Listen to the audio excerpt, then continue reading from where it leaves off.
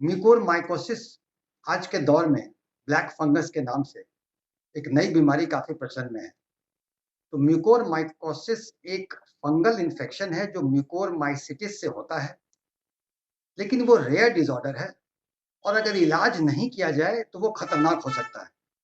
तो पहले तो ये कॉमन नहीं है, इसलिए लोग यहाँ पे घबराएं नहीं। ये बहुत ही रेयर डिसऑर्डर है। ये ज्यादा लोग को इसमें जो अभी पैनिक की जरूरत है, कोई पैनिक की जरूरत नहीं है। कोविड पेशेंट्स जो रिकवर हो गए हैं उनके कुछ एक केसेस में, जिनमें काफी दिन ऑक्सीजन चला हो, उन्हें काफी दिन स्टेरॉइड दिया गया हो, वो अनकंट्रोल्ड डायबिटिक हैं, अगर वेंटिलेटर पर गए हैं या उनको काफी दिन तक अगर इम्यूनोमॉड्यूलेटिंग ड्रग्स दी गई हो तो वो ससेप्टेबल है। उसमें कुछ एक केसेस में रिकवरी के बाद देखा गया है। तो आमतौर पर ये कॉमन चीज है, ये कॉमन चीज नहीं है, रेयर है। लोग को इसमें घबराने की जरूरत नहीं है, लेकिन निश्चित ही जागरूकता की जरूरत है कि कुछ एक केसेस में भी अगर होंगे तो जितना जल्दी हम पकड़ेंगे उतना जल्दी इसके इलाज होगा और इसके इलाज से कोई इसके खतरनाक इफेक्ट नहीं होंगे।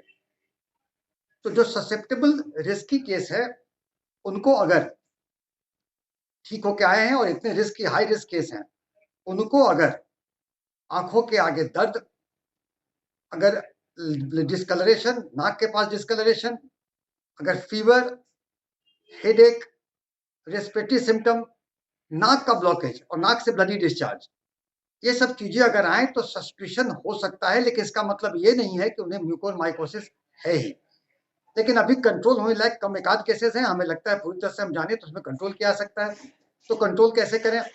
तो पहले तो जो कोविड पेशेंट ठीक होकर आए हैं, घबराने की जरूरत नहीं है। और अगर जो कोविड के इलाज में है उसमें चिकित्सक को निश्चित ही ब्लड शुगर कंट्रोल रखना चाहिए, स्टेरॉइड का जुडिशियस यूज, अगर ऑक्सीजन देते हैं ह्यूमिडिफाइड ऑक्सीजन तो उसके ऊपर नली वगैरह हाइजीन मेंटेन करना चाहिए।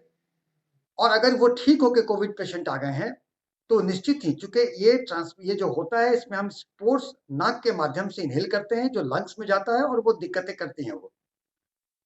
तो आप जो है उसमें नाक का भाप लिए रहें, बीटाडिन सॉल्यूशन डाइल्यूटेड वो नाक में आकर लें, क्योंकि नाक ही जरिया है, इससे कंट्रोल रहेगा। और नॉर्मल पेशेंट जो आप आते हैं वहां से आकर के, तो आप अगर आकर के ठीक होके आते हैं तो आप इस बात कर चुके हैं इसका मोड ऑफ ट्रांसमिशन इनहेल करते हैं स्पोर्स को।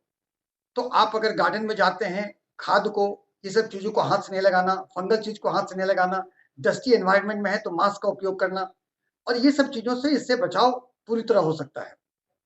और अगर शुरुआती लक्षणों में ये अगर पकड़ा जाए तो इससे कोई नुकसान नहीं है। लेकिन अगर ज्यादा ये बढ़ता गया तो बढ़ने से इसके सर्जरी की जरूरत पड़ती है, और सर्जरी के बाद हम लॉस ऑफ फंक्शन वाले कुछ ऑर्गन को हम लोग दिक्कत में आ सकता है।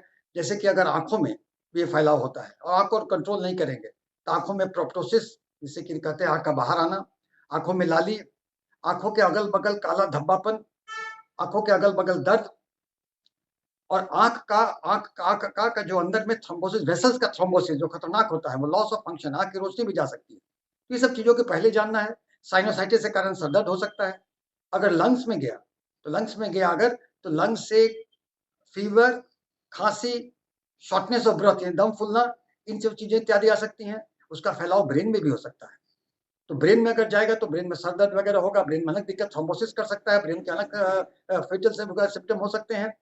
स्किन में ये ब्लैक कलरेशन कर देगा।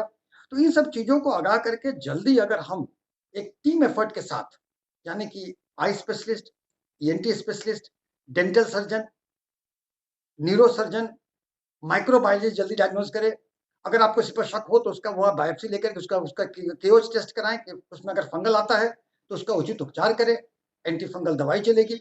हाइड्रेशन मेंटेन करना है, हाइड्रेशन मेंटेन करने के बाद एंटी फंगल जैसे कि एम्फोटेरेशन बी इत्यादि चलेगा, मरीज ठीक हो जाता है। सीवियर केसेस में आपको सर्जिकल इंटरवेंशन करना पड़ता है। सर्जिकल इंटरवेंशन में अगर आप पैलेट में से, मुंह में अगर बहुत फंगस हो गया तो वहां पे लूज दांत गिरने लगती है, वो पैलेट गलने लगता है, तो उसमें आपको पैलेट को निकालना पड़ता है, जॉ को निकालना पड़ता है, आंख भी कभी निकालनी पड़ सकती है, लेकिन बाद में इसका प्रोस्थेसिस लगेगा। लेकिन इन सब चीजों का मेरा पहला चीज ये कहना है कि कोविड पेशेंट भी जो रिकवर हो रहे हैं उनमें बहुत कम रेयर केसेस में ये होता है। जो होम आइसोलेशन में रहते हैं उनको नहीं हो रहा, वो भी रेयर केसेस में होने का। जो मरीज को अनकंट्रोल डायबिटिक हो, वो वेंटिलेटर पर गए हो, प्रोलॉन्ग ऑक्सीजन थेरेपी हुआ हो, उनको स्टेरॉइड का सेवन बहुत हुआ हो, या वो इम्यूनोमोड्यूलेटिंग ड्रग पर है। तो अगर इन सब पर हैं तो कोरोना के जो ट्रीटिंग फिजिशियन को आप बताएँगे और ऐसे अगर डेवलप करते हैं सिम्पटम्स तो इम्यूनोमोड्यूलेटिव ड्रग्स को बंद करना है, स्टेरॉइड को कम करना है। चिकित्सक को आई, ईएनटी, स्किन, न्यूरो सारे चिकित्सक के इंटेंसिविस्ट सबके बेसिक एफर्ट से हम लोग म्यूकोरमाइकोसिस को कर सकते हैं, ठीक कर सकते हैं और इसके लिए बहुत घबराने की ज़रूरत नहीं है। ये लेकिन अगर शुरुआती में अगर इसको हम लोग जागरूक करके कंट्रोल कर दें तो इसका फैलाव नहीं होगा और ये आगे किसी विकराल रूप नहीं ले सकता है। तो जागरूकता बहुत ज़रूरी है और ये जानकारी ज़रूरत है और जागरूकता में और घबराहट में फ़र्क है।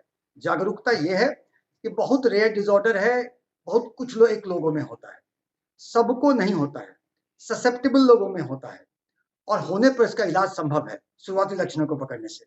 ये सब चीज़ों को देखने पर हम म्यूकोरमाइकोसिस कोई खतरनाक चीज़ नहीं है, लेकिन जागरूकता बहुत ज़रूरी है।